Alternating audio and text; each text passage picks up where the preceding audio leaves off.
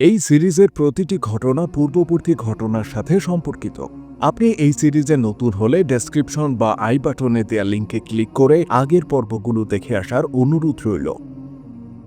ঐতিহাসিকদের তথ্য মতে রোমীয়রা এই ভেবেছিল যে মুসলমানদের বিশ্রাম নেওয়ার সুযোগ দেওয়া হবে না, কিন্তু তাদের জানা ছিল না যে মুসলমানরা আরামে অভ্যস্ত নয়।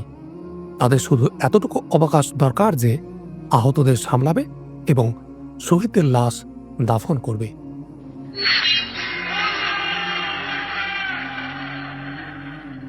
পরদিন প্রভাতে সূর্য উঠতে না উঠতেই রোমীয় সৈন্যরা কেল্লার বাইরে চলে আসে এবং দরজা বন্ধ হয়ে যায়। হযরত খালিদ রাদিয়াল্লাহু আনহু সৈন্যদের যুদ্ধ বিন্যাসে সাজিয়ে ফেলেন। কেল্লার বাইরে উন্মুক্ত ছিল। হযরত খালিদ রাদিয়াল্লাহু আনহু চিরায়তের নিয়মানুযায়ী তার বাহিনীকে 3 অংশে বিভক্ত করেন। মধ্যম বাহিনীর কমান্ড নিজের হাতে রাখেন। এবার যেহেতু হযরত সুরাবিল রাদিয়াল্লাহু আনহুয়ের সৈন্যরা থাকায় তার সৈন্য সংখ্যা বৃদ্ধি পেয়েছিল, তাই তিনি মধ্যম বাহিনীকে হেফাজত করতে তাদের সামনে একটি দল রাখেন। এই দলের কমান্ড খলিফাতুল মুসলিমিন হযরত আবু বকর রাদিয়াল্লাহু আনহুয়ের পুত্র হযরত আব্দুর রহমান এর হাতে ছিল। এক পার্শ্ব বাহিনীর কমান্ডার ছিলেন রাফে ইবনে উমাইরা, আর দ্বিতীয় পার্শ্ব বাহিনীর দায়িত্বে ছিলেন সালার জিরার বিন আজওয়ার। যুদ্ধের সূচনা মুসলমানদের নারাধ্বনির মাধ্যমে হয়। রোমীয় সালার মধ্যম বাহিনীর আগে আগে আসছিল। হযরত আব্দুর রহমান বিন আবু বকর রাদিয়াল্লাহু আনহু বয়সে যুবা ছিলেন। হযরত খালিদ রাদিয়াল্লাহু আনহু তার বাহিনীকে সামনে এগিয়ে যাবার নির্দেশ দিতেই হযরত আব্দুর রহমান রাদিয়াল্লাহু আনহু সোজা রোমীয় সালারের দিকে এগিয়ে যান। লড়াই শুরু হওয়ার পূর্বেই তার দৃষ্টি ওই রোমীয় সেনাপতির প্রতি নিবদ্ধ ছিল। হযরত আব্দুর রহমান রাদিয়াল্লাহু আনহু ঘোড়া ছুটিয়ে দেন এবং তরবারি উঁচু করে রোমীয় সালারের দিকে এগিয়ে যান, কিন্তু তিনি নিকটে গিয়ে তাকে পেছনে রেখে সম্মুখ ফানে এগিয়ে যান। রোমীয় সেনাপতি ঘোড়া ঘুরিয়ে আব্দুর রহমানের পেছনে যান। হযরত আব্দুর রহমান রাদিয়াল্লাহু আনহু ঘোড়া ঘুরাতে ঘুরাতে রোমীয় সেনাপতির পেছনে আসা দেখেন। রোমীয় সেনাপতি প্রথমে আক্রমণ করে, যা থেকে আব্দুর রহমান রাদিয়াল্লাহু আনহু বেঁচে যান। তলোয়ারের আওয়াজ তার মাথার কাছ দিয়ে ফিরে যায়। এবার আব্দুর রহমান রাদিয়াল্লাহু আনহু পেছনে ছিলেন। রোমীয় সেনাপতি ঘোড়া ঘোরাচ্ছিল। আব্দুর রহমান রাদিয়াল্লাহু আনহু তলোয়ারের জোরালো আঘাত করেন। এ আঘাত থেকে রোমীয় সেনাপতি বেঁচে গেলেও তার ঘোড়ার জিন কেটে যায় এবং আঘাত ঘোড়ার গায়েও লাগে। এতে ঘোড়ার শরীর হতে রক্তধারা বইতে থাকে এবং ঘোড়া রোমীয় সেনাপতির কাবু হতে বের হয়ে যায়। রোমীয় সেনাপতি অভিজ্ঞ যোদ্ধা ছিল। সে অত্যন্ত দক্ষতার সঙ্গে ঘোড়াকে নিজের নিয়ন্ত্রণে রাখে এবং সেই সঙ্গে আক্রমণ চালায়। হযরত আব্দুর রহমান রাদিয়াল্লাহু আনহু প্রতিটি আক্রমণ ফিরিয়ে দেন। এরপর তিনি যখন ঘোড়ার পাদানিতে দাঁড়িয়ে আক্রমণ করেন, তখন রোমীয় সেনাপতি ঘাবড়ে যায়। তার পরিহিত বর্ম ও শিরস্ত্রাণ এবারও তাকে রক্ষা করলেও নিজের একটি পাকে সে রক্ষা করতে পারে না। হাঁটুর উপরে মারাত্মক আহত হয়। পরিস্থিতি তাকে পালাতে বাধ্য করে। সে পালানোর পথ খুঁজতে থাকে। তার নিজের প্রাণের চিন্তা ছিল কি না, কিন্তু তার এই আশঙ্কা ছিল যে সে যদি আহত হয় এবং এ অবস্থায় জমিনে পড়ে যায়, তাহলে তার সমস্ত সৈন্য পালাতে থাকবে। এই ভেবে সে স্বীয় বাহিনীর মাঝে আত্মগোপন করার চেষ্টা করতে থাকে। হযরত আব্দুর রহমান রাদিয়াল্লাহু আনহু তার পশ্চাদ্ধাবন ছাড়েন না। তিনি তাকে হাতের নাগালে পান না এবং স্বীয় বাহিনীর চোখ থেকেও সে আড়ালে চলে যায়। হযরত খালিদ রাদিয়াল্লাহু আনহু রোমীয়দের উপর এভাবে হামলা করেন যে সালার রাফে ইবনে উমাইরা এবং সালার জাররার বিন আজওয়ার নির্দেশ দেন যে তারা যেন বাইরে থেকে ডান বাম হতে রোমীয়দের উপর কঠিন ও তীব্র হামলা চালায়। মুজাহিদরা কঠিন এর অর্থ বুঝতেন। ঐতিহাসিকদের বিবরণে এই হামলা এত তীব্রতর ও কঠিন ছিল যে যেন মুজাহিদরা সম্পূর্ণ তাজাদম এবং তাদের সংখ্যা দুশমনের দ্বিগুণ। উভয় সালারের বাহিনী পাগলের মতো আক্রমণ করে চলছিল। ঐতিহাসিক অকিদি এবং ইবনে কুতাইবা লেখেন, সালার জেরার জোশ ও প্রেরণায় বর্ম খুলে ফেলেন। তিনি যদিও বর্মটি হালকা পাতলা ছিল, কিন্তু সময়টি জুলাই মাসের প্রথম দিকে হওয়ায় গরমের ভর মৌসুম ছিল। হযরত জাররার গরমে অতিষ্ঠ হয়ে এবং স্বাচ্ছন্দ্য লড়াই করতে বর্ম খুলে ফেলেছিলেন। তিনি তার বাহিনীকে আক্রমণ করার নির্দেশ দেন। তার ঘোড়া শত্রুপক্ষের নিকটে পৌঁছার আগে তিনি গায়ের জামাও খুলে ছুড়ে ফেলেন। এভাবে তার দেহের সম্মুখ ভাগ সম্পূর্ণ নগ্ন হয়ে যায়। এমন ঘোরতর যুদ্ধে বর্ম পরা জরুরি ছিল এবং মাথার হেফাজত আরও জরুরি ছিল, কিন্তু জাররার বিন আজওয়ার প্রাণ বাজি রেখেছিলেন। সালারকে এই অবস্থায় দেখে তার বাহিনীর মাঝে তীব্র জোশ সৃষ্টি হয়। জাররার শত্রুদের আহ্বান করতেন এবং তারা এগিয়ে এলে তাদের উপর ঝাঁপিয়ে পড়ছিলেন। তার সামনে যে আসে কচুকাটা হয়ে যায়। তিনি সালার থেকে সিপাহীতে পরিণত হয়েছিলেন। রাফে বিন উমাইরা রোমীয়দের অপর পার্শ্ব বাহিনীর উপর হামলা করছিলেন। তার আক্রমণ এত মারাত্মক ছিল যে শত্রুদের মনে ত্রাস সৃষ্টি হয়ে যায়।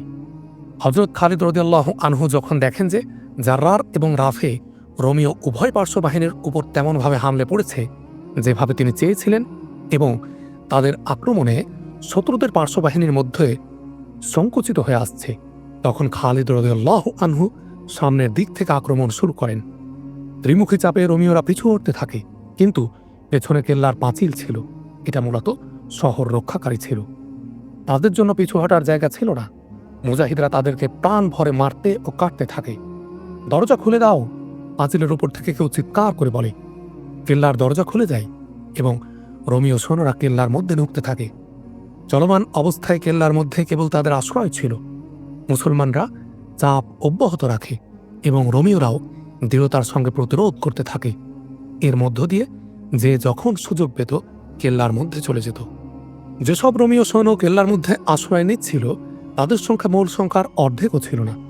তাদের অর্ধেক সৈন্য হযরত খালিদ রাদিয়াল্লাহু আনহুর বাহিনীর সঙ্গে বোঝাপড়া করছিল। তারা উন্নত প্রশিক্ষণপ্রাপ্ত এবং জানবাজ সিপাহী ছিল। কঠিন চাপে পড়েও তারা পিছু হটার কথা ভাবছিল না। এদিকে হযরত খালিদ রাদিয়াল্লাহু আনহু তাদেরকে পিছু হটিয়ে দিতে প্রাণপণ চেষ্টা করছিলেন। হযরত খালিদ রাদিয়াল্লাহু আনহু বীরত্ব ও নির্ভীক নেতৃত্বের এ দৃষ্টান্ত প্রদর্শন করেন যে তিনি ঘোড়া থেকে নেমে পড়েন এবং সাধারণ সিপাহীর মতো পায়ে হেঁটে লড়তে থাকেন। এর প্রতিক্রিয়া মুজাহিদ বাহিনীর উপর এভাবে পড়ে যে তারা ভয়ঙ্কর রূপ ধারণ করে। এটা তাদের ঈমান ও ইশকে রাসূলের নৈপুণ্য ছিল যে তারা লাগাতার সফর ও যুদ্ধে ক্লান্ত শ্রান্ত দেহে নবজীবন ও সতেজতা সৃষ্টি হয়ে গিয়েছিল। এটা কোনো অত্যুক্তি নয় যে মুসলমানরা রুহানি শক্তিতে লড়ছিল। হযরত খালিদ রাদিয়াল্লাহু আনহু এ চেষ্টায় ছিলেন যে তিনি রোমীয়দের ঘেরাও করে ফেলবেন, কিন্তু রোমীয়রা জীবন মরণের যুদ্ধ লড়ছিল। তারা কুলে উঠতে না পেরে এই পলিসি গ্রহণ করে যে তারা আক্রমণ করা বাদ দিয়ে আক্রমণ ঠেকাতে ঠেকাতে ডানে বামে পিছনে হটতে থাকে। তারা অবরুদ্ধ হওয়া থেকে বাঁচতে চারদিকে ছড়িয়ে পড়ছিল। পরিশেষে তারাও পালিয়ে কেল্লার অপর দরজা দিয়ে গায়েব হয়ে যাচ্ছিল। হযরত খালিদ রাদিয়াল্লাহু আনহু উচ্চ আওয়াজে নির্দেশ দেন, তাদের পিছু পিছু কেল্লার মধ্যে চলে যাও। কিন্তু পাঁচিলের উপর হতে তীরের ঝাঁক আসতে থাকে, বর্ষাও আসতে থাকে। তাই বাধ্য হয়ে মুজাহিদ বাহিনীকে পেছনে সরে আসতে হয়। এভাবে বেঁচে যাওয়া রোমীয়রা কেল্লার মধ্যে চলে যায় এবং কেল্লার দরজা বন্ধ হয়ে যায়। বাইরে রোমীয় ও তাদের সম্মিলিত বাহিনীর লাশ বিক্ষিপ্তভাবে পড়েছিল।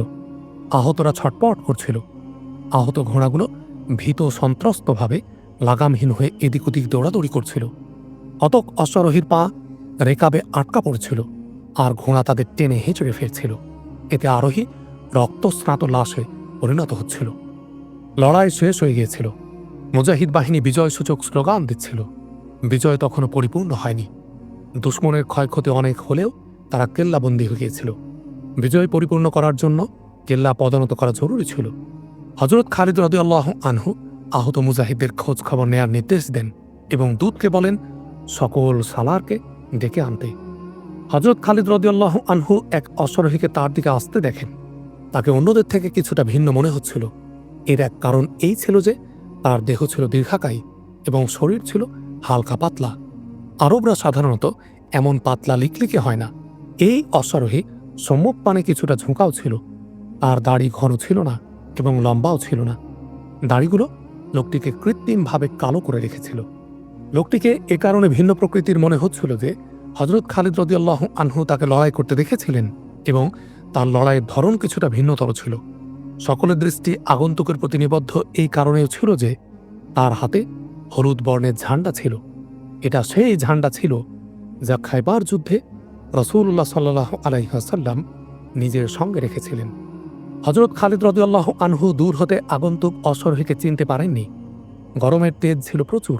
তিনি মাথায় কাপড় বেঁধে রেখেছিলেন, যার কারণে তার অর্ধেক চেহারা ঢাকা ছিল। হযরত খালিদ রাদিয়াল্লাহু আনহু এর কাছে এসে লোকটি মুচকি হাসি দিলে হযরত খালিদ রাদিয়াল্লাহু আনহু দেখেন যে তার সামনে 3টি দাঁত ভাঙা। আগন্তুক অশ্বারোহী হযরত আবু উবাইদা ইবনুল জাররাহ রাদিয়াল্লাহু আনহু ছিলেন। মার্জে রাহেত হতে হজরত খালিদ রাদিয়াল্লাহু আনহু তার প্রতি বার্তা পাঠান যে তিনি যেন বসরার বাইরে কোথাও তার সঙ্গে এসে মিলিত হন। হজরত আবু উবাইদা রাদিয়াল্লাহু আনহু হাওয়ারিন নামক স্থানে তাঁবু স্থাপন করে অবস্থান করছিলেন।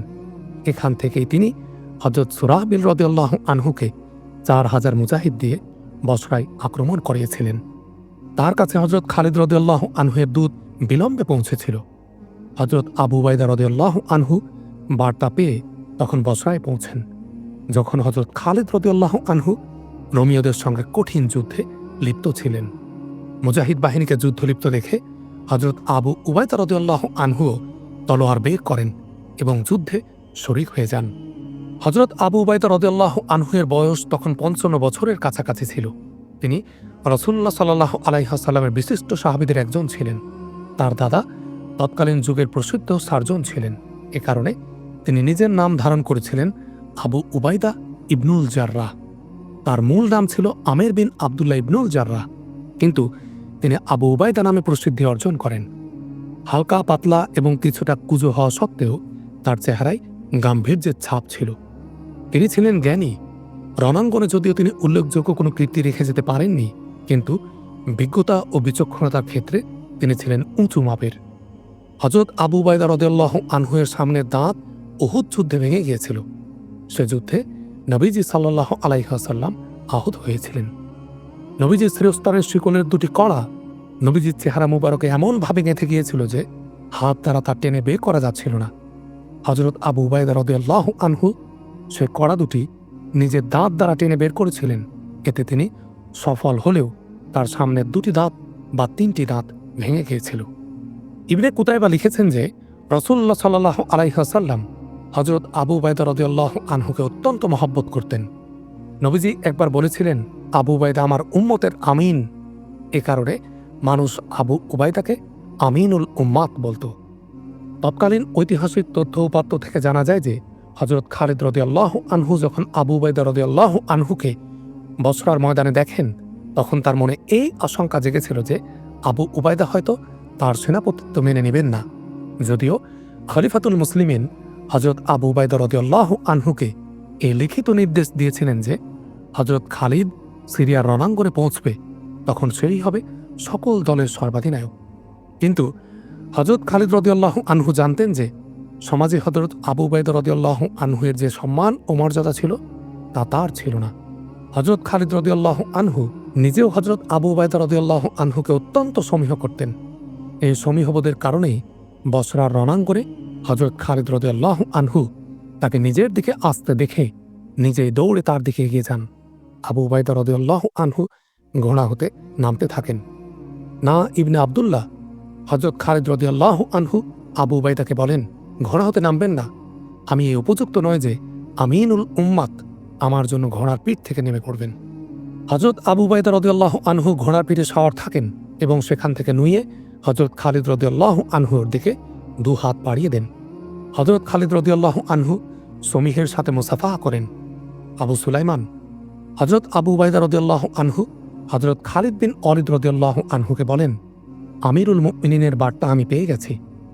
সেই পত্রে তিনি তোমাকে আমাদের সকলের সর্বাধিনায়ক নিযুক্ত করেছেন। আমি এতে খুব খুশি। কোনো সন্দেহ নেই যে সমর বিষয়ে যতটুকু জ্ঞান তুমি রাখো তা আমার মধ্যে নেই।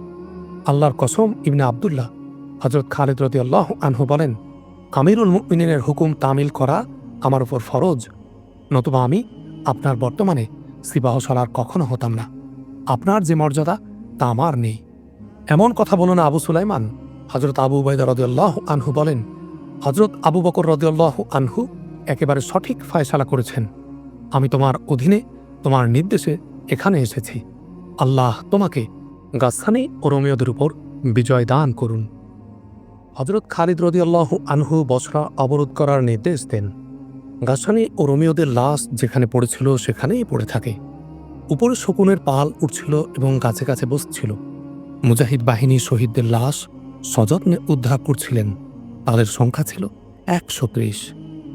হজরত খালিদ রাদিয়াল্লাহু আনহু কিল্লার চারপাশে ঘোড়া ছুটিয়ে এমন স্থান আবিষ্কার করতে চেষ্টা করেন যেখান দিয়ে কেল্লা ভাঙা যেতে পারে। পাঁচিলের উপর থেকে তীর আসছিল, কিন্তু মুসলমানরা তার আওতা থেকে দূরে ছিল। কেল্লার ভেতরের পরিবেশ ছিল গুমোট এবং নৈরাশ্যজনক। জাবালা বিন আয়হাম এবং রোমীয় সেনাপতি চুপ করে থেকে থেকে একে অপরের মুখ দেখছিল। তুমি একেবারে হিম্মত হারিয়ে ফেলেছ, জাবালা বিন আয়হাম রোমীয় সালারকে জিজ্ঞাসা করে। আপনি কোথায় হিম্মত হারাননি? রোমীয় সালার পরাজয়ের রাগ জাবালার উপর ঝাড়ে এবং বলে, মুসলমানদের পথিমধ্যে সর্বপ্রথম আপনারা এবং ঈসাইরা এসেছিল। কেউ মুসলমানদের ঠেকাতে পারেনি। মার্জে রাহেতেও আপনারা সৈন্যরা ব্যর্থ। আপনি আমাকে এবং আমার সৈন্যদের সমূলে নিঃশেষ করতে চান। বাইরে বেরিয়ে দেখুন, কতজন সৈন্য আমাদের সঙ্গে রয়েছে। বহু সৈন্য রণাঙ্গনেই মারা গেছে। আমাকে জানানো হয়েছে যে আমাদের অনেক সিপাহী এবং কমান্ডার আজনাদাইনের দিকে পালিয়ে গেছে। কেল্লার মধ্যে অনেক কম সৈন্য এসেছে। পাঁচিলের উপরে উঠে বাইরের দিকে তাকান এবং লাশের হিসেব করুন, তাহলে বুঝতে পারবেন আমাদের সঙ্গে আর কত সৈন্য আছে। বাহির থেকে মুসলমানদের আহ্বান শোনা যাচ্ছিল। রোমীয় সালার যেন বাইরে এসে সন্ধির আলোচনা করে। রোমীয়রা, কেল্লা আমাদের হাওলা করে দাও। আমরা নিজেরা কেল্লা পদানত করলে আমাদের থেকে রহমের আশা থাকবে না। এর পাশাপাশি হযরত খালিদ রাদিয়াল্লাহু আনহু এর নির্দেশে মুজাহিদ বাহিনী কেল্লার দরজা ভাঙার জন্য এগিয়ে যেতে থাকে। কিন্তু উপর থেকে নিক্ষিপ্ত তীরের ঝাঁক তাদেরকে সফল হতে দেয় না। তারা এক স্থান থেকে দেয়াল ভাঙার চেষ্টাও করে, কিন্তু তাতেও সফল হয় না। শহরের লোকদের মধ্যে আতঙ্ক বিরাজ করছিল। তারা মুসলমানদের আহ্বান শুনছিল। তারা জানত যে বিজয়ী সেনারা শহরের লোকদেরকে কেমনভাবে ধ্বংস করে। মুসলমানরা বলছিল, কেল্লা নিজেরা ছেড়ে দিলে শহরের অধিবাসী ও তাদের ঘর বাড়ি নিরাপদ থাকবে। জাবালা বিন আয়হাম এবং রোমীয় সালার তাদের কক্ষ থেকে বাইরে বের হয় না। শহরের লোকজন প্রতিটি ক্ষণ ভয় ও উদ্বেগের মধ্যে অতিবাহিত করছিল। মুসলমানদের সঙ্গে সন্ধি করুন, সমবেত জনতা বলছিল। আমাদের বাঁচান, কেল্লা তাদের দিয়ে দিন, আমাদেরকে গণহত্যা করবেন না। জাবালা বিন আয়হাম এবং রোমীয় সেনাপতি ৩-৪ দিন কোনো ফায়সালা দেয় না। হযরত খালিদ রাদিয়াল্লাহু আনহু অবরোধের নামে সৈন্যদেরকে বিশ্রামের সুযোগ দেন। তারা শহীদদের জানাজা পড়ে তাদের দাফন করে দেয়। পরিশেষে একদিন কেল্লায় সাদা পতাকা উঠতে দেখা যায়। একটু পরে কেল্লার দরজা খুলে যায় এবং রোমীয় সালার বেরিয়ে আসে। সে এসে সন্ধির দরখাস্ত করে। হযরত খালিদ রাদিয়াল্লাহু আনহু তাদের উপর এই শর্তারোপ করেন যে তারা কর আদায় করবে। রোমীয় সালার হযরত খালিদ রাদিয়াল্লাহু আনহুকে কেল্লা হাওলা করে। এটা ছিল ৬৩৪ খ্রিস্টাব্দের মধ্য জুলাইয়ের ঘটনা। রোমীয় ও গাসসানীরা কেল্লা ছাড়তে থাকে। হযরত সুরাহবিল রাদিয়াল্লাহু আনহু দেখছিলেন যে রোমীয় সৈন্যরা আজনাদাইনের দিকে পালিয়ে যাচ্ছে। এ দৃশ্য দেখে তিনি আজনাদাইনে একজন গোয়েন্দা পাঠিয়ে দেন। উক্ত গোয়েন্দা ফিরে এসে জানায় যে রোমীয় সৈন্যরা আজনাদাইনে সমবেত হচ্ছে এবং ধারণা করা হচ্ছে সেখানে ৯০,০০০ সৈন্য সমবেত হবে। আমাদের পরবর্তী গন্তব্য হবে আজনাদাইন। হযরত খালিদ রাদিয়াল্লাহু আনহু বলেন, নেপোলিয়ন সে সমস্ত ব্যক্তিত্বদের অন্যতম যারা নিজ নিজ যুগে ইতিহাসের পাতা পরিবর্তন করে দিয়েছে এবং বিশ্বকে কাঁপিয়ে তুলেছে। ফ্রান্সের ইতিহাস রচয়িতা জেনারেল হিকমিরান নেপোলিয়ন হযরত খালিদ বিন ওয়ালিদ রাদিয়াল্লাহু আনহু সম্পর্কে বলেছেন, যদি মুসলমানদের সেনাপতি অন্য কেউ হতো তাহলে মুসলিম বাহিনী আজনাদাইনের উদ্দেশ্যে যাত্রাই করত না।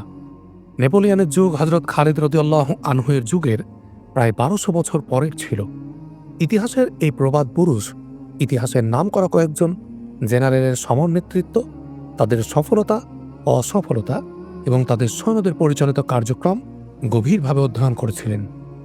৬৩৪ খ্রিস্টাব্দের জুলাই মাসে বসরার বিজয়ের পর হযরত খালিদ রাদিয়াল্লাহু আনহু তার বাহিনীকে আজনাদাইনের উদ্দেশ্যে অগ্রসর হওয়ার যে নির্দেশ দিয়েছিলেন তা মুসলিম বাহিনীর দৈহিক অবস্থা ও সংখ্যার সম্পূর্ণ বিপরীত ছিল। তাকে গোয়েন্দা সূত্র বাস্তব রিপোর্ট দেখিয়েছিল যে আজনাদাইনে রোমীয়রা মুসলমানদের গাজর মূলার মতো কাটার জন্য যে বিশাল বাহিনী সমবেত করে রেখেছিল তাদের সংখ্যা ৯০,০০০-এর বেশি ছাড়া কম ছিল না। পুরো বাহিনী ছিল তাজাদম এবং চাঙ্গা। এর বিপরীতে মুসলমানদের সংখ্যা ছিল মাত্র ৩০,০০০-এর মতো। তাও আবার তারা লাগাতার লড়াই করে আসছিল। তারা তাজাদম ছিল না। শুধু বসরায় শহীদ হয়েছিল ১৩০ জন মুজাহিদ এবং অনেকে হয়েছিল আহত। এখানে তৎকালীন যুগের ইসলামী বাহিনী সম্পর্কে কিঞ্চিত আলোকপাত করা সমীচীন মনে করছি। ইসলামী বাহিনীর নির্দিষ্ট কোনো ইউনিফর্ম ছিল না। যার যেমন কাপড় ছিল সে তেমন কাপড় পরিধান করত। অনেকে এমন দেখা যেত যে কিছু সিপাহী বহুমূল্যবান বস্ত্র পরিধান করছে, অথচ সালার, নায়েবে সালার প্রমুখের পরনে একদম সাদামাটা পোশাক। কারণ এই ছিল যে সিপাহীরা গনিমতের মাল হিসাবে প্রাপ্ত কাপড় পরিধান করত। ইসলামী বাহিনীর একটি বৈশিষ্ট্য এই ছিল যে সেনাপতি উপসেনাপতিদের কোনো বিশেষ ইউনিফর্ম বা ব্যাজ ছিল না। বর্তমান যুগের মতো ঊর্ধ্বতন কর্মকর্তা, জেনারেল ও সিপাহীদের যে ভেদাভেদ হয় তা সে সময়ে ছিল না। গোত্রের সর্দারও অনেক সময় সিপাহী হতো, আর তারই গোত্রের সাধারণ লোক হয়ে যেত কমান্ডার। পদ পদবীর এত বাছ বিচার ছিল না। কোনো ব্যক্তি সাধারণ সিপাহী হয়ে বাহিনীতে ভর্তি হওয়ার পর নিজস্ব দক্ষতা ও যোগ্যতা বলে 2-4 দিন পর কমান্ডার হয়ে যেত। সে যুগে দেখা হতো যুদ্ধজ্ঞান ও যোগ্যতা। এমনও হতো যে এক যুদ্ধে কেউ অফিসার, আবার পরের যুদ্ধে সে সিপাহী হয়ে গেছে। ইসলামী শিক্ষায় অফিসারগিরি এবং অধীনস্থতার চিত্র কিছুটা ভিন্ন ধরনের ছিল। কাউকে অফিসার বানানো হলে দায়িত্বের একটি পর্যায় পর্যন্ত সে অফিসার হতো। তার কোনো নির্দেশ ব্যক্তিগত পর্যায়ে হতো না। যেহেতু অফিসার নির্বাচনের মাপকাঠি অন্য কিছু ছিল, তাই তখনকার সময়ে এ বিষয়ে খোসামদ বা সুপারিশের কোনো নামগন্ধ ছিল না। বিশাল ইসলামী সাম্রাজ্যের পতন তখন থেকে ত্বরান্বিত হয় যখন মুসলমানরা অফিসার ও সিপাহীতে ভাগ হওয়া শুরু হয়েছে। কর্মকর্তারা অধীনের শাসিত মনে করা শুরু করেছে এবং সুপারিশ ও স্বজনপ্রীতির রোগ তাদের আক্রান্ত করেছে। তৎযুগে মুসলিম বাহিনীর হাতিয়ারের মধ্যে তেমন পার্থক্য ছিল না। ছিল না উঁচু নিচুর মানদণ্ড। প্রত্যেকে যে যার অস্ত্র নিয়ে বাহিনীতে সামিল হতো। বর্ম ও শিরস্ত্রাণ প্রত্যেকের ছিল না। মুসলমানরা যে বর্ম ও শিরস্ত্রাণ ব্যবহার করত তা দুশমনদের থেকে ছিনিয়ে নেওয়া ছিল। বর্তমান যুগে যেমন সৈন্যদের উচ্চতা ও বয়স এক ধরনের হয়, ইসলামী বাহিনীতে তেমন কোনো নিয়ম ছিল না। ইসলামী বাহিনীর যাত্রা প্রশিক্ষিত বাহিনীর মতো হতো না। তারা অবিন্যস্ত অবস্থায় কাফেলার মতো চলত। খোরাক ও রসদ তাদের সঙ্গেই থাকত। গরু, গাভী, দুম্বা, ভেড়া, বকরি যা সৈন্যদের খোরাক হতো তা সৈন্যদের সাথে সাথেই থাকত। রসদের নিয়মতান্ত্রিক ব্যবস্থাপনা অনেক পরে করা হয়েছিল। অশ্বারোহীরা চলার সময় পায়ে হেঁটে চলত, যাতে ঘোড়া আরোহী বহন করে ক্লান্ত না হয়ে যায়। আসবাবপত্র উঁটে বোঝাই করে আনা হতো। স্ত্রী এবং বাচ্চারা সঙ্গে থাকত, তাদেরকে উঁটে চড়িয়ে দেয়া হতো। তৎযুগের ইসলামী সৈন্য দেখে কেউ বলতে পারত না যে এরা সৈন্য, তাদেরকে কাফেলা মনে করা হতো। কিন্তু ইসলামী সৈন্যদের মাঝে একটি ব্যবস্থাপনা ছিল।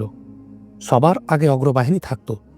নিজেদের দায়িত্ব ও জিম্মাদারি সম্পর্কে তাদের পূর্ণ সচেতনতা থাকত। তাদের পেছনে থাকত সৈন্যদের মূল অংশ, তাদের পেছনে থাকত নারী ও বাচ্চারা, তাদের পেছনে থাকত পশ্চাৎরক্ষী বাহিনী। এমনইভাবে 2 পার্শ্ব বাহিনীর নিরাপত্তা ব্যবস্থাও থাকত। সৈন্যরা সাধারণত কঠিন রাস্তা ব্যবহার করত। এতে একটি লাভ এই হতো যে গন্তব্যস্থলের রাস্তা ছোট হয়ে যেত। দ্বিতীয় লাভ হতো পথিমধ্যে শত্রুদের আক্রমণের সম্ভাবনা থাকত না। শত্রুরা হামলা করলেও ইসলামী বাহিনী তৎক্ষণাৎ এলাকার উঁচু নিচু স্থানে আত্মগোপন করত। শত্রুরা এমন স্থানে লড়াই করার সাহস করত না। 634 খ্রিস্টাব্দের জুলাই মাসের শেষের দিকে হযরত খালিদ রাদিয়াল্লাহু আনহু এর বাহিনী এমনইভাবে আজনাদাইনের উদ্দেশ্যে চলছিল। প্রথমেই বলা হয়েছে যে মদিনার বাহিনীর 4টি অংশ বিভিন্ন স্থানে ছিল। হযরত খালিদ রাদিয়াল্লাহু আনহু তাদের সালারদের উদ্দেশ্যে বার্তা পাঠান যে তারা যেন সকলে আজনাদাইনে পৌঁছে যায়। হযরত খালিদ রাদিয়াল্লাহু আনহু বসরা জয় করে নিয়েছিলেন। রোমীয় ও গাসসানীদের জন্য এই চোট মামুলি ছিল না। বসরা সিরিয়ার বড় একটি শহর ছিল। হযরত খালিদ রাদিয়াল্লাহু আনহু তাদের সালারদের উদ্দেশ্যে বার্তা পাঠান যে তারা যেন সকলে আজনাদাইনে পৌঁছে যায়। রোমীয়দের সবচেয়ে বড় ক্ষতি এই হয়েছিল যে সাধারণ জনতা ও তাদের সৈন্যদের মাঝে মুসলমানদের ব্যাপারে চাপা ভীতি সঞ্চারিত হয়ে গিয়েছিল। মুসলিম বাহিনী বসরা পর্যন্ত শুধু বিজয়ী হয়েছিল, কোথাও পরাজিত হয়নি। কোথাও এক সালারকে পিছপা করা হলে তৎক্ষণাৎ অন্য সালার এসে আসন্ন পরাজয়কে জয়ে বদলে দিয়েছে। এতে করে রোম সম্রাট কায়সারের ঘুম হারাম হয়ে গিয়েছিল। হযরত খালিদ রাদিয়াল্লাহু আনহু যখন বসরা অবরোধ করে রাখেন এবং উদ্ভূত পরিস্থিতি সুস্পষ্ট বলছিল যে বসরা রোমীয়দের হাত হতে ফসকে যাওয়ার উপক্রম, তখন রোম সম্রাট হিমসের গভর্নর দিরওয়ানের বরাবর একটি বার্তা পাঠিয়েছিলেন। তোমরা মদে ডুবে গেছো নাকি? তোমরা ওই মহিলাদের মতো হয়ে গিয়েছ যাদের সঙ্গে তোমাদের রাত যাপন হয়? সম্রাট আরও লিখেন, আর এ ব্যাপারে কোনো সন্দেহ নেই যে তোমাদের দিন ঘুমে কাটছে। ওই মুসলমানদের কাছে এমন কি আছে যা তোমাদের কাছে নেই? যদি আমি বলি যে রোম সম্রাটের অপমানের জন্য দায়ী তোমাদের মতো গভর্নররা, তাহলে তোমরা কি জবাব দেবে? হয়তো তোমরা এটাও ভাবছ না যে মুসলমানদের এভাবে দ্রুত অগ্রযাত্রা এবং বিজয়ের পর বিজয় অর্জন করা কিভাবে রোধ করা যেতে পারে। তবে কি তোমাদের তরবারি জং খেয়ে ফেলেছে? তোমাদের ঘোড়া মরে গেছে? জনতাকে তোমরা কেন বলছো না যে মুসলমানরা তোমাদের মালামাল লুট নেবে, তোমাদের স্ত্রী, মেয়ে ও বোনদেরকে তারা হরণ করে নিয়ে যাবে? আমাকে জানানো হয়েছে যে মুসলমানদের সংখ্যা 30,000-এর হতে কিছু কম বা বেশি। তোমরা বেশির থেকে বেশি সৈন্য সমাবেশ করো এবং আজনাদাইন এলাকায় পৌঁছে যাও। রণাঙ্গনকে এত ছড়িয়ে দাও মুসলমানরাও যাতে তোমাদের দেখে ছড়িয়ে পড়ে। তখন তাদের অবস্থা কাঁচা সুতার মতো হয়ে যাবে। তাদেরকে নিজেদের সংখ্যাধিক্যে গিলে ফেলো, তাদেরকে তোমাদের সংখ্যায় হারিয়ে ফেলো। রোমিওদের শাহী দরবারে হইচই শুরু হয়ে গেছিল। রোমিও ঐশাইদের ইবাদতখানায় পাদ্রী ও পুরোহিতরা মুসলমানদের বিরুদ্ধে অগ্নিঝরা বক্তব্য দিত। তারা বক্তৃতায় বলতো, ইসলাম তাদের ধর্মমতকে চিরদিনের জন্য খতম করে দেবে এবং তাদেরকে জোরপূর্বক ইসলাম কবুল করতে হবে। আর এটা এমন ভয়ানক গুনাহ যার শাস্তি বড়ই মর্মন্তুদ হবে। রোমীয় সৈন্যরা একটি সুশৃঙ্খল বাহিনী ছিল। তাদের কাছে ঘোড়া বেশি ছিল এবং তাদের গাড়িও ছিল, যা ঘোড়া ও গরু টেনে নিয়ে যেত। রসদের ব্যবস্থাপনা ছিল উন্নত। ইবাদতখানায় পাদ্রীদের বক্তব্য শুনে মানুষ ফৌজে সামিল হতে থাকে। এভাবে সৈন্যসংখ্যা বৃদ্ধি পায়। হিমসের গভর্নর দিরওয়ান যখন সসৈন্যে আজনাদাইন রওনা হয়, তখন সৈন্যসংখ্যা 90,000 ছিল। মুসলমানদের গোয়েন্দারা এ বাহিনীকে আজনাদাইন এলাকায় তাঁবুতে অবস্থানরত দেখেছিল। এত বিশাল ও সুশৃঙ্খল বাহিনীর মোকাবিলার জন্য যাওয়াটাই বিরাট দুঃসাহসিকতা ছিল। যুদ্ধ তো থাকলো পরের কথা। 634 খ্রিস্টাব্দের 24 জুলাই হযরত খালিদ রাদিয়াল্লাহু আনহু সসৈন্যে আজনাদাইন পৌঁছেন। তিনি বাইতুল মাকদিসের দক্ষিণে পাহাড়ি এলাকা হয়ে এসেছিলেন। এই পাহাড়সমূহের এক প্রান্তে প্রশস্ত ময়দান ছিল। হযরত খালিদ রাদিয়াল্লাহু আনহু সেখানে অবস্থানের নির্দেশ দেন। এর প্রায় 1 মাইল দূরে রোমীয় সৈন্যরা তাঁবু স্থাপন করেছিল। রোমীয় বাহিনীর সর্বাধিনায়ক ছিলেন দিরওয়ান এবং সালার ছিলেন ওবুখলার। রোমীয় সৈন্যরা ছিল মানব সমুদ্রের মতো, এর বিপরীতে মুসলিম বাহিনী ছিল ছোট্ট নদীর মতো। মুসলিম বাহিনীর যেসব সৈন্য অন্যান্য স্থান দিয়েছিল তারাও ইতোমধ্যে আজনাদাইনে চলে আসে। এতে করে মুসলমানদের সর্বমোট সংখ্যা দাঁড়ায় 32,000। 1 মাইল তেমন কোনো দূরত্ব ছিল না। মুসলমানরা উঁচু স্থানে দাঁড়িয়ে রোমীয়দের তাঁবুর দিকে তাকাচ্ছিল। তাদের দৃষ্টিসীমা পর্যন্ত শুধু মানুষ আর ঘোড়া। 2-3 দিন পর হযরত খালিদ রাদিয়াল্লাহু আনহুকে জানানো হয় যে মুসলিম বাহিনীর মাঝে কিছুটা ভীতির ভাব পরিলক্ষিত হচ্ছে।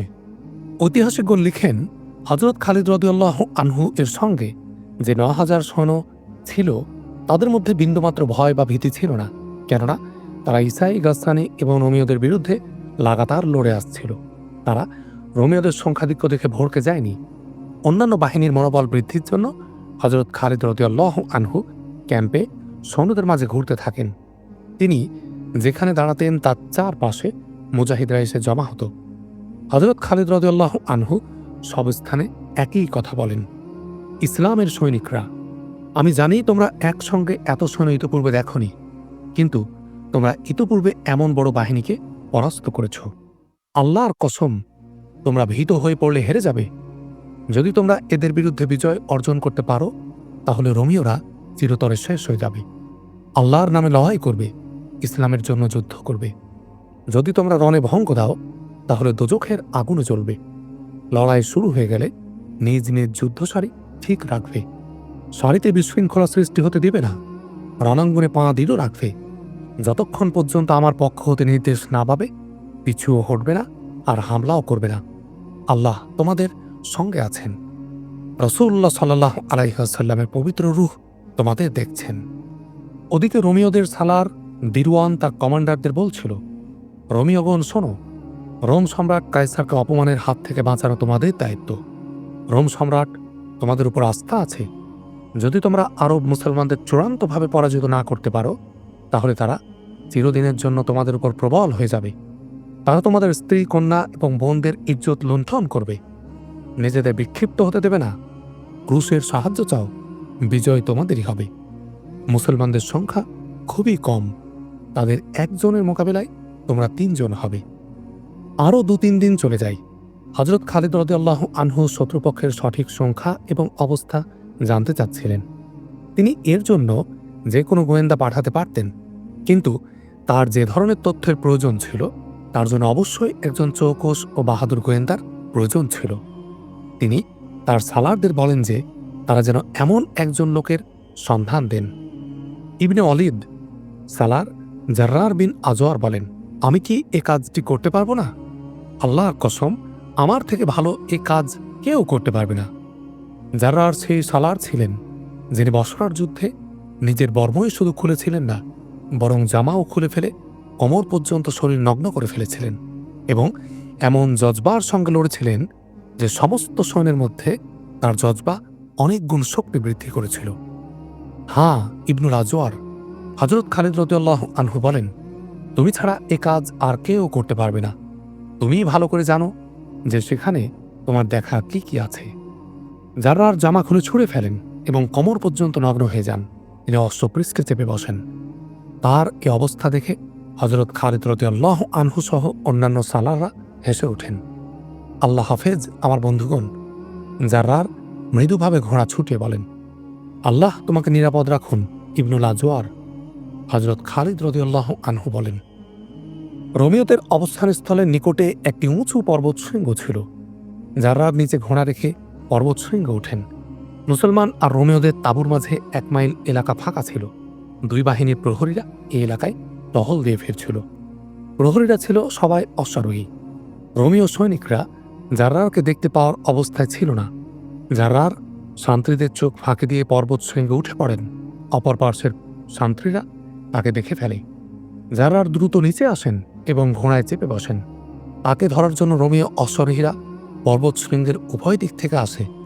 তাদের সংখ্যা ঐতিহাসিকদের মতে 30 জন ছিল। জাররার ঘোড়ায় পদাঘাত করেন, কিন্তু ঘোড়াকে দ্রুত চালান না।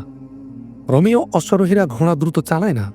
তারা এই ধারণায় সতর্কতা অবলম্বন করে যে হয়তো আশেপাশে মুসলিম সান্ত্রীরা থাকবে। তারপরও রোমিও সাওয়াররা জাররারের পশ্চাদাবন অব্যাহত রাখে। জাররার সাধারণ গতিতে চলছিলেন।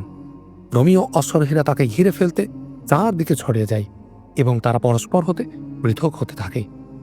জাররার তাদের বিক্ষিপ্ত হওয়ারই অপেক্ষা করছিলেন। তার কাছে বর্শা ছিল। মুসলিম শিবির কাছাকাছি এসে গিয়েছিল। হঠাৎ জাররার দ্রুত গতিতে ঘোড়াকে পেছনে সরিয়ে আসেন এবং ঘোড়ায় পদাঘাত করেন। তার লক্ষ্য ওই রোমিও অশ্বারোহীদের প্রতি ছিল যে তার কাছাকাছি ছিল। তিনি ওই রোমিও অশ্বারোহীর কাছে পৌঁছে বর্শা দ্বারা তাকে আঘাত করেন। আঘাত ছিল জোরদার। রোমিও আকস্মিক আক্রমণ সামলাতে পারে না। জাররারের আক্রমণ অপ্রত্যাশিত ছিল। বর্ষার আঘাতে ঘোড়সাওয়ার মাটিতে লুটিয়ে পড়ে। অপর রোমিও অশ্বারোহী কিছু বুঝে ওঠার আগেই জাররার তার পার্শ্বদেশে বর্শা ছুঁড়ে মারে। বর্শা তার পার্শ্বদেশে ঢুকে যায়। ইতোমধ্যে তৃতীয় অশ্বারোহী জাররারের পানে এগিয়ে এলে জাররারের বর্শা তাকেও ওফর করে দেয়। মুসলমানদের শিবির কাছাকাছিই ছিল। তারপরও রোমিওরা জাররারকে ঘেরাও করার চেষ্টা করছিল। জাররার ছিলেন নামকরা অশ্বারোহী। তিনি রোমিওদের আয়ত্তে আসছিলেন না। রোমিওদের সংখ্যা ছিল 27 জন। জাররার পালিয়ে যাবার পরিবর্তে তাদের ঘেরাওয়ের মাঝে থেকেই বারবার প্রান্ত বদল করছিলেন। তার বর্ষার একটি আঘাতও ব্যর্থ হয় না। ককিরি এবং তাবারি লিখেন, জাররার বর্ষার পাশাপাশি তলোয়ারও ব্যবহার করছিলেন। তাদের লিখিত তথ্যানুযায়ী 30 জনের মধ্যে হতে 19 জন রোমিও অশ্বারোহীকে হত্যা করেছিলেন। জাররারকে পাকড়াওয়ের আওতায় আনতে চেষ্টারত রোমিওরা মুসলমানদের তাঁবুর আরও নিকটে চলে গিয়েছিল। এতে অনেক মুসলমান জাররারকে সাহায্য করতে এগিয়ে আসার প্রস্তুতি নেয়। রোমিওরা ধৃত হওয়ার আশঙ্কা শেষ মুহূর্তে অনুমান করে ফেলে এবং জাররারকে ছেড়ে পালিয়ে যায়। জাররার যখন তাঁবুতে পৌঁছেন তখন মুজাহিদরা ব্যাপক স্লোগান দিয়ে তাকে অভ্যর্থনা জানায়। কিন্তু জাররার হযরত খালিদ রাদিয়াল্লাহু আনহুয়ের সামনে গেলে হযরত খালিদ রাদিয়াল্লাহু আনহুয়ের চেহারায় নারাজির ভাব ফুটে উঠল। আমি তোমাকে কি কাজে পাঠিয়েছিলাম? হযরত খালিদ রাদিয়াল্লাহু আনহু অসন্তোষের ভঙ্গিতে বলেন, আর তুমি শত্রুদের সঙ্গে লড়াই করে শুরু করেছ? তুমি কি স্বীয় দায়িত্বের ব্যাপারে বেইনসাফি করনি? ইবনে অলিদ জাররার বিন আজওয়ার বলেন, আল্লাহর কসম, যদি আপনার নির্দেশ এবং অসন্তুষ্টির খেয়াল আমার না থাকত, তাহলে যে রোমিওরা প্রাণ নিয়ে চলে গেছে তারাও ফিরে যেতে পারত না। তারা আমাকে ঘিরে ফেলেছিল, বাধ্য হয়ে আমাকে অস্ত্র হাতে তুলে নিতে হয়। এরপরে হযরত খালিদ রাদিয়াল্লাহু আনহু আর কাউকে রোমিও শিবিরে গোয়েন্দাগিরি করার জন্য পাঠাননি। আরও ৩-৪ দিন চলে যায়। হযরত খালিদ রাদিয়াল্লাহু আনহু-এর বাহিনী বিশ্রাম করে নেয়, কিন্তু হযরত খালিদ রাদিয়াল্লাহু আনহু দিন রাত জেগে থাকতেন, চিন্তা ভাবনা করতেন এবং তাঁবুতে পায়চারি করতেন। নিজেদের থেকে ৩ গুণ বেশি শক্তিধর শত্রুকে পরাজিত করা তো অনেক দূরের কথা, তাদের সঙ্গে মোকাবিলার নামাটাও বড় বাহাদুরি। কিন্তু হযরত খালিদ রাদিয়াল্লাহু আনহু বিজয় ছাড়া অন্য কিছু ভাবতেন না। তিনি প্রতিদিন সন্ধ্যায় সালার ও কমান্ডারদের ডেকে তাদের থেকে পরামর্শ নিতেন এবং তাদের বিভিন্ন দিক নির্দেশনা দিতেন। রোমিও ক্যাম্পে কিছুটা অন্যরকম অবস্থা সৃষ্টি হয়েছিল। তাদের সালার কবুকলার মনোবল ভেঙে পড়েছিল। অনেক ঐতিহাসিক, বিশেষত অকিদি এ ঘটনা বিস্তারিতভাবে লিখেছেন। আমি বড়ই ভাগ্যবান হতাম যদি আমি মুসলিম বাহিনী হতে দূরে থাকতাম। সালার কবুকলার তার সর্বাধিনায়ক দিরওয়ানকে বলে, আমার এমন মনে হচ্ছে যে এই যুদ্ধে তারা আমাদের বিরুদ্ধে জয়ী হবে। এমন অনর্থক কথা আজ প্রথমবারের মতো আমি শুনলাম। দিরওয়ান বলে, কখনো এক ব্যক্তি ৩ ব্যক্তির বিরুদ্ধে বিজয়ী হয়েছে? এমন অনেকবারই হয়েছে। কবুকলার বলে, হ্যাঁ, এমনটি কয়েকবার হয়েছে। দিরওয়ান বলে, আর তারা তোমার মতো ৩ ব্যক্তি ছিল, যারা রণাঙ্গনে নামার আগে মনোবল হারিয়ে ফেলেছিল। সে কি একজন ছিল না যে আমাদের ৩০ জন অশ্বারোহীর মধ্যে হতে ১৯ জনকে মেরে ফেলেছে? কবুকলা বলে, ৩০ জন অশ্বারোহী একজনকে কাবু করতে পারেনি। তারা ছিল ভীতু, কাপুরুষ। দেরওয়ান বলে, আর তুমি হলে সালার। তুমি এটাও ভুলে গেছো যে রণাঙ্গনে কাপুরুষের সাজা হলো মৃত্যুদণ্ড। তবে তার আগে আমাকে বলো যে তোমার হলোটা কি? তুমি কি মুসলমানদের জাদুর শিকার হয়েছ? যখন থেকে একজন মুসলমান আমাদের ৩০ জন লোকের মোকাবেলা করেছে এবং তাদের মধ্যে ১৯ জন একজনের হাতে মারা গেছে, তখন থেকে আমি চিন্তায় ডুবে গেছি যে একজনের মাঝে এত শক্তি কোথা হতে আসে। সালার কবুকলার বলে, আমি এক আরব ইসাইকে মুসলমানদের ক্যাম্পে পাঠিয়েছিলাম। সে ৩-৪ দিন মুসলিম রূপে তাদের তাঁবুতে থাকে। কাল সে ফিরে এসেছে। সে যা কিছু বলেছে তা থেকে আমি বুঝেছি যে তাদের শক্তির উৎস কোথায় এবং কি। সে কি বলেছে? দেরওয়ান জিজ্ঞাসা করে। আমি তাকে সঙ্গে করে এনেছি। কবুকলার বলে, পুরো বৃত্তান্ত তার মুখ থেকে শুনুন। গোয়েন্দাকে ডাকা হয়। দেরওয়ান তাকে জিজ্ঞাসা করে যে মুসলিম শিবিরে সে কি রেখেছে। সর্বাধিনায়কের মর্যাদা রোম সম্রাটের মতো। গোয়েন্দা শ্রদ্ধার সঙ্গে বলে, আমি তাদের তাঁবুতে আজব লোক দেখেছি, যারা নিজেদেরকে মুসলমান বলে পরিচয় দেয়। তারা আমাদের মতো নয়। তুমি এতদিন তাদের মাঝে কিভাবে থাকলে? দেরওয়ান জানতে চাই, তোমাকে কেউ সন্দেহ করেনি? আমি তাদের ভাষায় কথা বলতে পারি। গোয়েন্দা জবাবে বলে, তাদের নিয়মকানুন জানি, তাদের ধর্মমত ও ইবাদত পদ্ধতি সম্পর্কে অবগত। তারা নিজেদের ফৌজে আপনাদের মতো ভর্তি করে না। যে কেউ তাদের ফৌজে সামিল হতে চাইলে নিজস্ব অস্ত্র ও ঘোড়া নিয়ে সামিল হয়ে যায়। আমি মুসলমান রূপে তাদের ফৌজে সামিল হয়ে গিয়েছিলাম। আমি ওই মুসলমানদের মাঝে কিছু নতুন রীতিনীতি দেখেছি। রাতে তারা ইবাদত বন্দেগী করে, আর দিনের বেলায় এমন যোদ্ধা হয় যেন তারা লড়াই করা ও মরা ছাড়া কিছুই জানে না, বুঝে না। নিজেদের আকীদা বিশ্বাস সংরক্ষণ এবং তার প্রচার প্রসারের জন্য লড়াই করা এবং জীবন কোরবান করাকে তারা নিজেদের ইমানি দায়িত্ব বলে মনে করে। তাদের প্রত্যেক সৈন্য এমনভাবে কথা বলে যেন সে কোনো সালারের নির্দেশ নয়, বরং নিজস্ব স্বার্থে লড়াই করতে এসেছে। তারা সকলে এক পর্যায়ের। পোশাক দেখে সালার ও সৈনিকের পার্থক্য বোঝা যায় না। আমি তাদের মাঝে সমতার পাশাপাশি ইনসাফও দেখেছি। যদি তাদের শাসক কিংবা আমিরের ছেলেও চুরি করে, তাহলে তারও হাত কাটা হয়। যদি কেউ কোনো মহিলার সঙ্গে জেনা ব্যভিচার করতে গিয়ে ধরা পড়ে, তাহলে তাকে জনসমক্ষে দাঁড় করিয়ে পাথর মারতে মারতে মেরে ফেলা হয়। তারা এত শান্ত যেন তাদের কোনো উদ্বেগ ও টেনশন নেই। জনাব, যদি আমাকে মাফ করেন তাহলে আরও বলবো, আমাদের সৈন্যদের মাঝে সেই গুণ বৈশিষ্ট্য নেই যা আমি মুসলমানদের মধ্যে দেখে এসেছি। মুসলমানদের কোনো বাদশাহ নেই। আমাদের সৈন্যরা বাদশাহর নির্দেশে লড়ে। তারা যখন দেখে যে বাদশাহ তাদের দেখছে না, তখন তারা যান বাঁচানোর চেষ্টা করে।